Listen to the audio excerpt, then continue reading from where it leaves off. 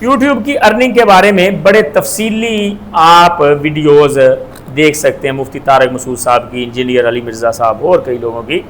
تو حضرت صاحب یوٹیوب کی ارننگ پہلے والے معاملات اب نہیں رہے۔ یوٹیوب کی ارننگ میں مسئلہ تھا ایڈ کا، یہ کوئی ایشو نہیں ہے کہ غیر مسلموں کی بنائی ہوئی چیز ہے، غیر مسلموں کی چیز بنائی ہوئی سے فائدہ اٹھایا جا سکتا ہے اور اس پہ کام کر کے ارننگ کی جا سکتی ہے۔ مسئلہ یہ ہے کہ ایڈ جو آتے ہیں، اب ایڈز میں بڑی تبدیلی ہو چکی ہے۔ پہلی تبدیلی یہ ہوئی ہے کہ آپ مونیٹائزیشن کروائیں یا نہ کروائیں، ایڈ چلنے فرق ختم ہے۔ دوسرا فرق یہ پڑا ہے کہ آپ کو ایڈز میں وہ آپشن دیتے ہیں کہ آپ ایڈ کس قسم کے چلانا چاہتے ہیں۔ اگر کوئی ایسی غیر شرعی چیز کی ایڈورٹائزمنٹ یا غیر شرعی طریقے سے ایڈورٹائزمنٹ نہ ہو تو پھر ارننگ میں کوئی حرج نہیں، واللہ اعلم۔ اور کس سوال؟ سر خانہ